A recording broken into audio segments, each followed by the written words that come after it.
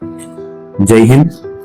ગુણોત્સવ 2.0 ના સ્વરૂપમાં ગુણોત્સવ કાર્યક્રમ માટે એક ચોક્કસ સંસ્થા નિર્ધારિત કરવાના હેતુથી તેને GSQAC ને આપવામાં આવી, એટલે કે Gujarat school quality accreditation council. આ ગુજરાતની શાળાઓમાં શિક્ષણ સ્તર અને વ્યવસ્થાપનને એક નવી ઊંચાઈ લઈ જવા માટે ગુણોત્સવ 2.0 અંતર્ગત શાળાઓનું મૂલ્યાંકન SQAAF એટલે કે school quality assessment and assurance framework ને આધારે કરવામાં આવે છે.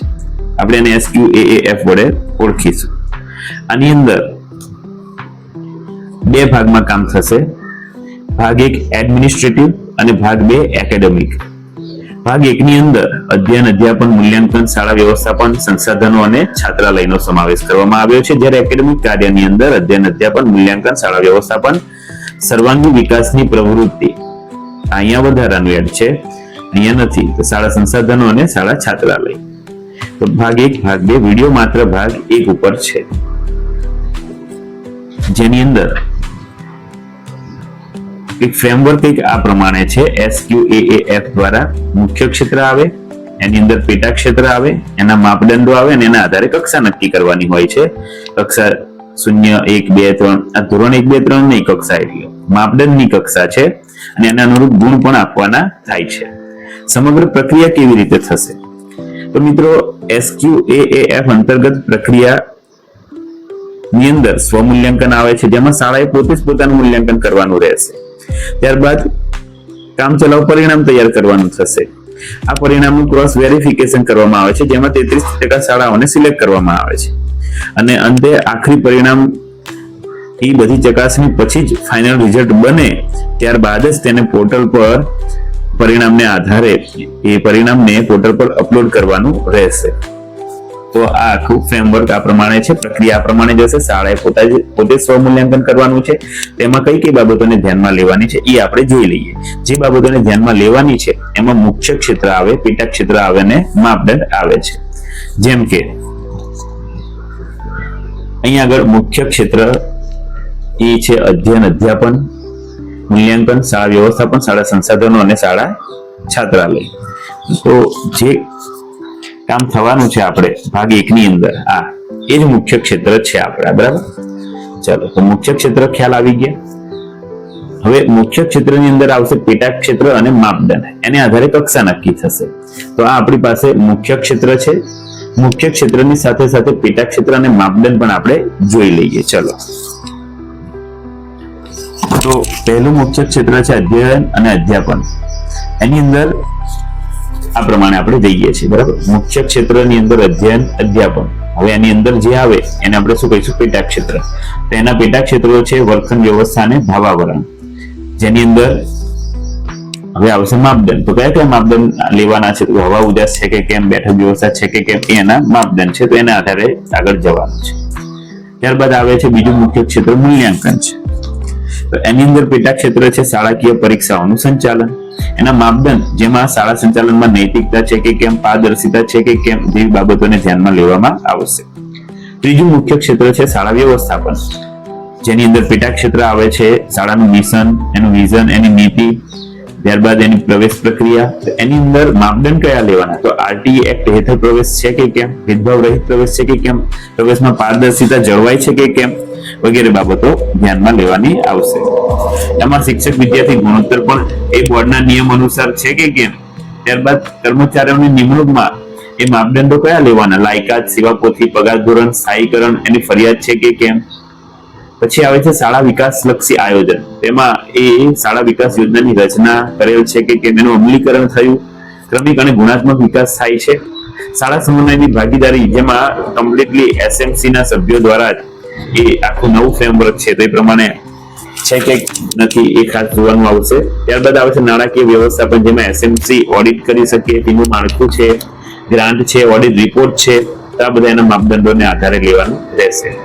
હાજરી અને સ્થાયીકરણના પ્રયાસ, જેમાં શાળાની સરેરાશ હાજરી જિલ્લાની સરેરાશ હાજરીની સાપેક્ષે એ કેવી છે એને આધારે કક્ષા નક્કી થશે. આ માપદંડ છે, એને આધારે કક્ષા નક્કી કરવાની થશે. શાળા સલામતી, જેની અંદર ઓરડા, મકાન, દિવાલ, પાણીની ટાંકી, ફાયર સેફટી, વિજ્ઞાન પ્રયોગશાળા, CCTV, આપત્તિ વ્યવસ્થાપન પ્લાન, કન્યા કક્ષ અને દરેકમાં SOP નું પાલન થાય છે કે કેમ, તો આ દરેક માપદંડો ધ્યાનમાં લેવાના રહેશે અને આ દરેક બાબતોથી વિદ્યાર્થીઓને અને વાલીને સંતોષ છે કે નથી, તો એ પણ ખાસ અગત્યનું પાસું છે. ત્યાર પછી અંતિમ આવે છે શાળા સંસાધનો. આપણે ક્યાં પહોંચ્યા, તો કે મુખ્ય ક્ષેત્રની અંદર પેટા ક્ષેત્ર અને માપદંડ. આ મુખ્ય ક્ષેત્ર છે. મુખ્ય ક્ષેત્ર કયા કયા છે, તો કે અધ્યયન, અધ્યાપન, મૂલ્યાંકન, શાળા વ્યવસ્થાપન, શાળા સંસાધનો. છાત્રાલય તો લાગુ પડતું હોય તો જ આવે છે, માટે શાળા સંસાધનોની અંદર હવે એના પેટા ક્ષેત્ર અને માપદંડ જોઈ લઈએ. તો શાળા સંસાધન એ મુખ્ય ક્ષેત્ર છે, એના પેટા ક્ષેત્ર છે ભૌતિક સુવિધાઓ, ફર્નિચર, પ્રયોગશાળા છે કે કેમ વગેરે. હજુ આગળ પણ આવશે. પેટા ક્ષેત્રની અંદર જે આવે છે એને માપદંડ કહેવાય. તો કયા કયા માપદંડ ધ્યાનમાં રાખવાના છે, તો એ છે વર્ગખંડ, સ્ટાફ રૂમ, પ્રાર્થના ખંડ, રમતનું મેદાન, principal office, classroom, sport room. ફર્નિચરની અંદર વય કક્ષાની સંખ્યાને અનુરૂપ છે કે કેમ, કર્મચારીઓ માટે આરામદાયક, સલામત, કલાત્મક ફર્નિચરની ઉપલબ્ધતા છે કે કેમ, વિષયને અનુરૂપ પ્રયોગશાળા ખંડ, ખાસ કરીને ગણિત વિજ્ઞાન પ્રયોગશાળા, ભાષા અને અન્ય વિષયોના કોર્નર હોવા જોઈએ. કલાખંડની પણ અંદર માપદંડની જોગવાઈ કરેલ છે. ત્યારબાદ આવે છે શાળા પુસ્તકાલય, જેમાં એની વ્યવસ્થા, એની ઉપલબ્ધતા, એમાં વર્તમાન પત્રો, એમાં ડિજિટલ પુસ્તકાલય, તો દરેક બાબતો માપદંડ તરીકે લેવાના છે.